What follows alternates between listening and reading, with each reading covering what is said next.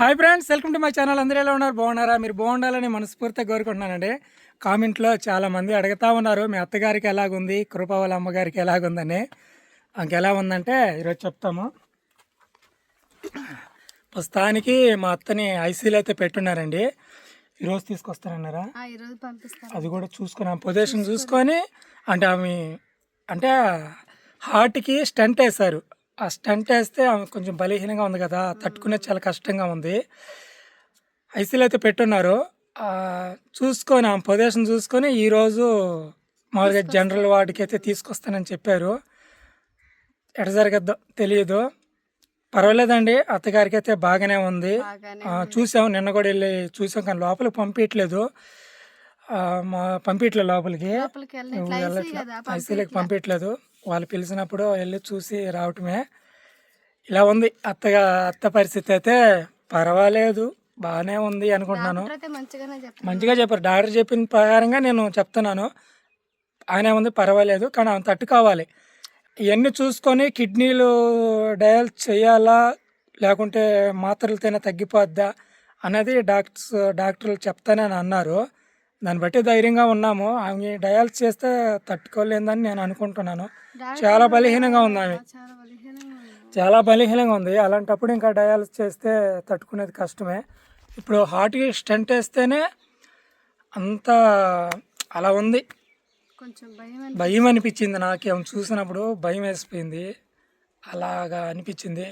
ఇప్పుడు మళ్ళీ నిన్న సాయంత్రం చూస్తే పర్వాలా బాగుందని అనిపించింది. డాక్టర్ చెప్పిన దానికి బట్టి కొంచెం ధైర్యం అనిపించింది. అంతా చాలామంది చాలామంది మా అత్త బాగుపడాలని, ఆమె త్వరగా కోలుకు రావాలని కోరుకుంటున్నారండి. మీ దీవెనలే ఆమె మీద ఉన్నాయి. చాలా థ్యాంక్స్, మీ హృదయపూర్వక ధన్యవాదాలు తెలియజేస్తున్నాను. అది మా అత్త అప్డేట్ అయితే అదండి. ఈరోజు మేము అసలే ఇదే మూలిగా నక్క మీద తాటికే పడినట్టు, మూలిగా నక్క మీద వచ్చి తాటికే పడినట్టు అలా అయింది పరిస్థితి. బాబుని స్కూల్లో అయితే జాయిన్ చేస్తున్నాము. అది గవర్నమెంట్ స్కూల్ కదండి, ప్రైవేట్గా జాయిన్ చేస్తున్నాము. సమస్య గవర్నమెంట్ స్కూల్ ఎందుకు చేర్చలేదంటే, గవర్నమెంట్ స్కూల్కి వెళ్ళాలంటే ఒక 6 కిలోమీటర్ల దూరం వెళ్ళాలి. మంచిగా అవ్వాలంటే వాడిని రోజు బస్సు ఎక్కి పంపించాలి. ఇంకా కుదరదు, మాకు టైం చాలదు. అందుకని వాడు చదివి ఎక్కడ ఆగిపోతుందో అని 2 కిలోమీటర్లు నడిచి వెళ్ళాలి. అక్కడి నుంచి బస్సులో వెళ్ళాలి. అక్కడి నుంచి కూడా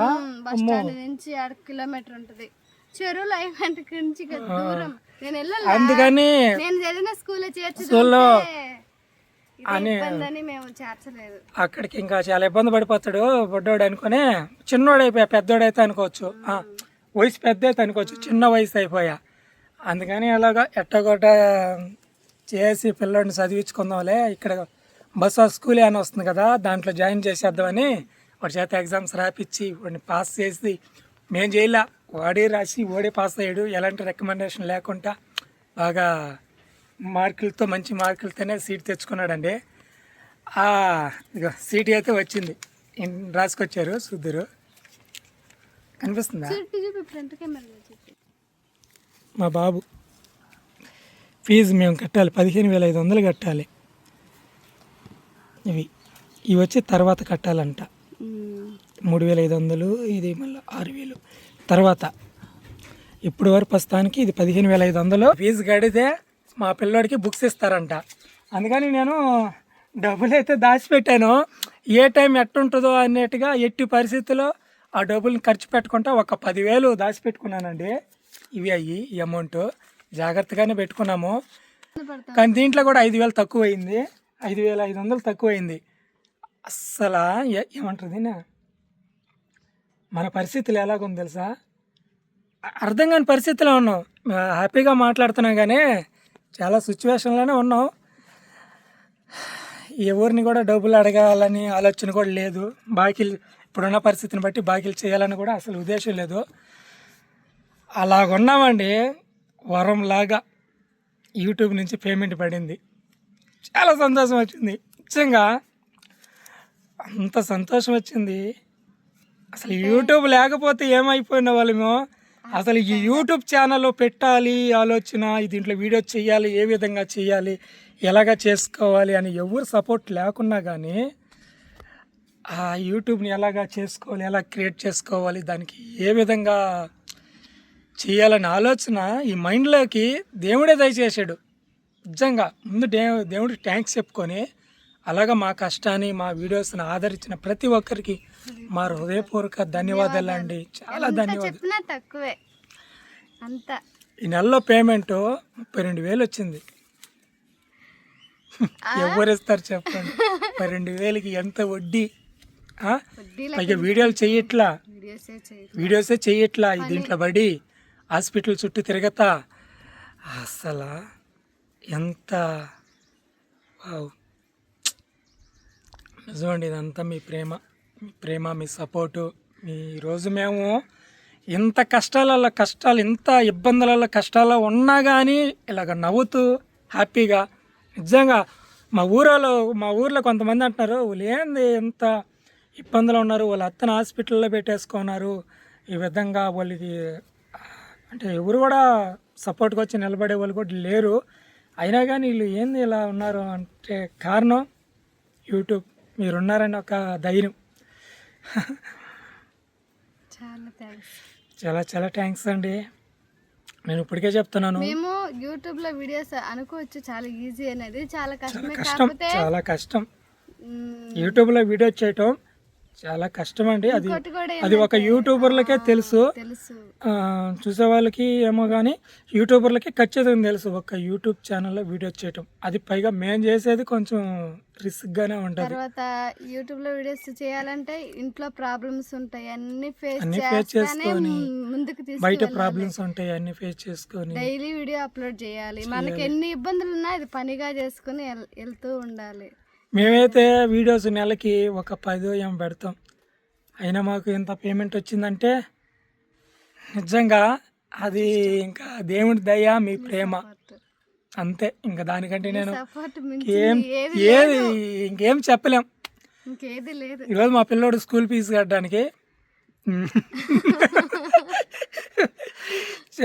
కడితేనే బుక్స్ ఇస్తారంట.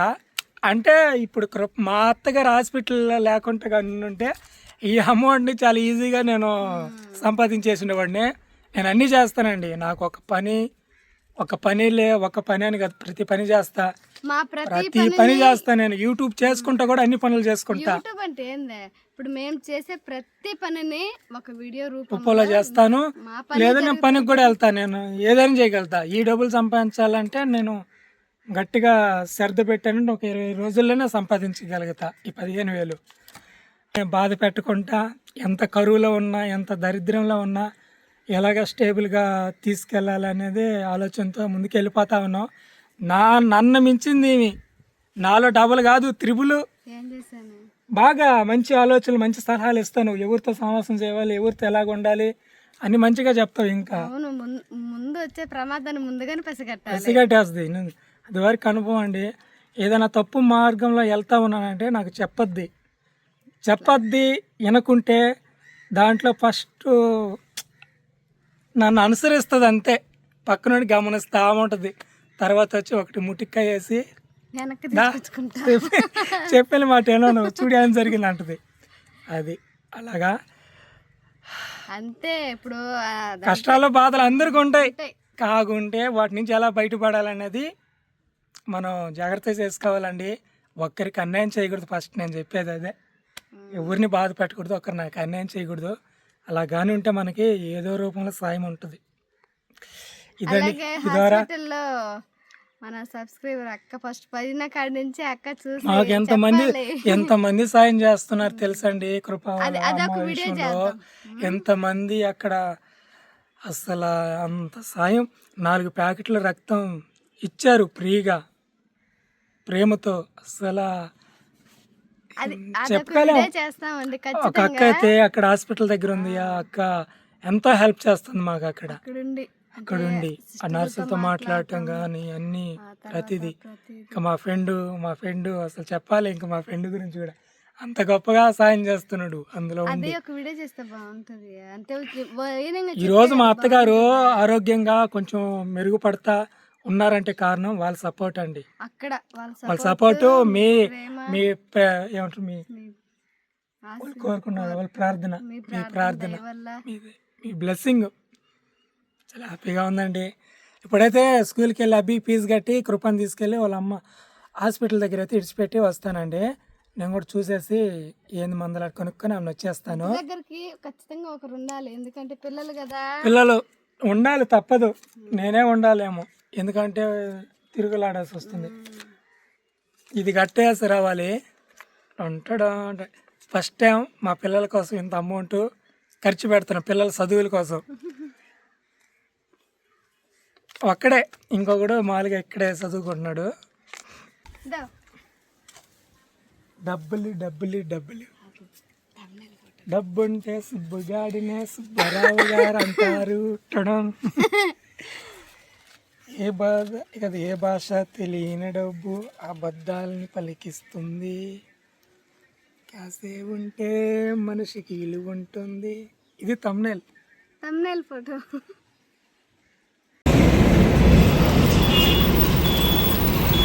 బండి ఎక్కి నువ్వు తర్వాత తీద్దే.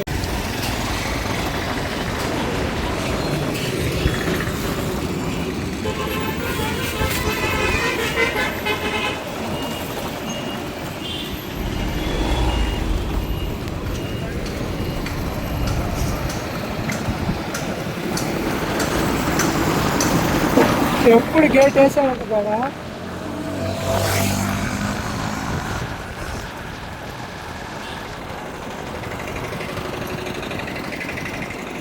గేట్ వేసేసా ఉన్నట్టు నేను నేడుకున్నారు.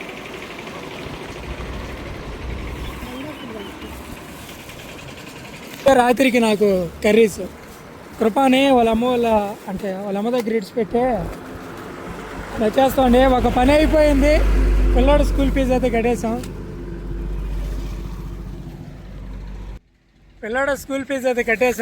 Full happy. ఇంకెంత ఉందో 16,000 ఉంది, 17,000 ఉంది. 17,000లో డ్యూలు ఉన్నాయి కొన్ని, ఆ డ్యూలకి వచ్చి ఒక 13,000 పోద్ది. మిగతా డబ్బులు దాచిపెట్టుకొని సర్దుకోవాలి నెలంతా.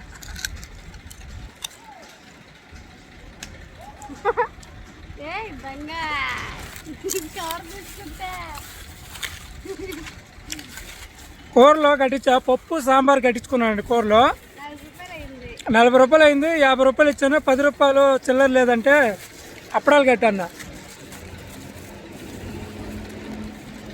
అప్పుడాలు